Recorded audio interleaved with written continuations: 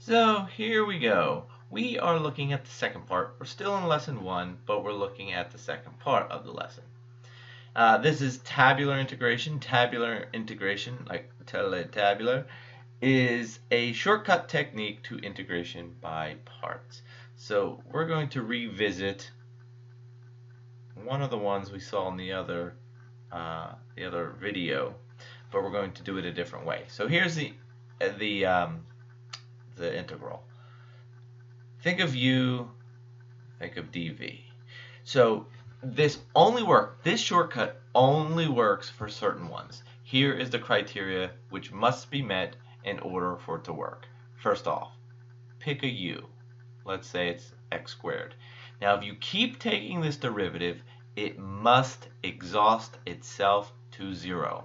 So the first derivative would be 2x, the second derivative would be 2, the third derivative would exhaust to 0. No matter what this is, even if it were x to the power of 10, it will exhaust itself to 0. If it does not exhaust itself to 0, this technique will not work.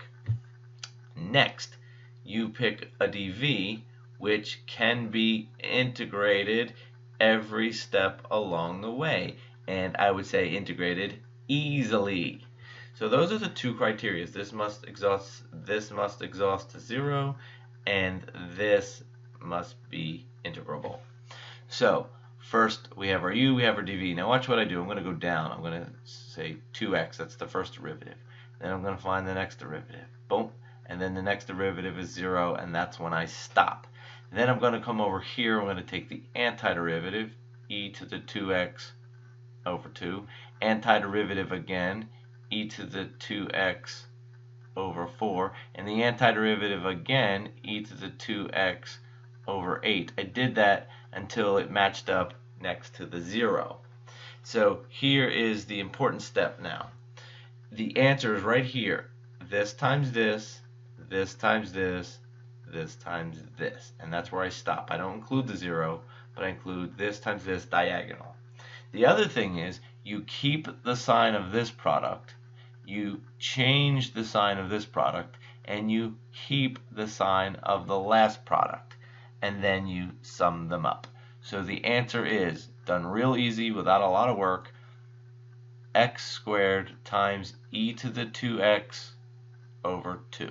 That's the first one. And then I need a minus, because I have to change the sign.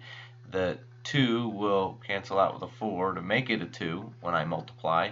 So I have minus x e to the 2x over 2.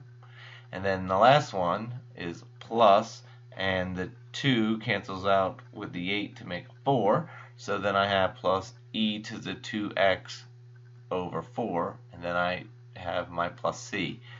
You see, that was a lot easier. So I'm going to give you one. Promise me that in this next one you actually try it and don't just watch the video. Try it first. So look at that. I scrolled up. So here we go. Here's the next one I want you to try. The integral of x cubed sine x dx. Do your tabular integration, and then let's discuss it together. U dv. X cubed sine x. Derivative 3x squared. The derivative 6x. The derivative 6. The derivative 0. Stop. Now I do the antiderivative. Be careful with these signs. This is going to be negative cosine of x. Its antiderivative is going to be negative sine x.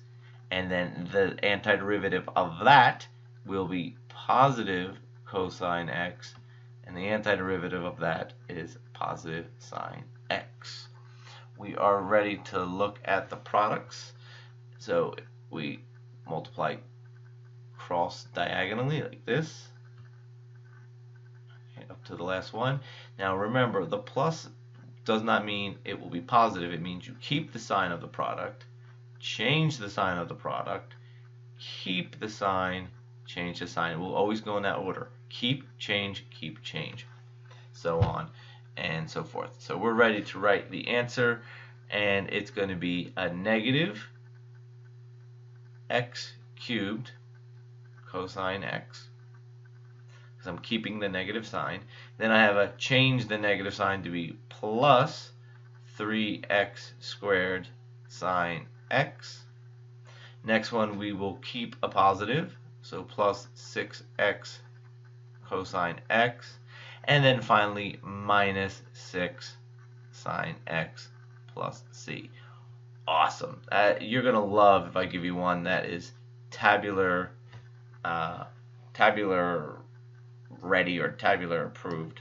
So there it is. Hopefully you got that one right, and that's actually the end of the lesson.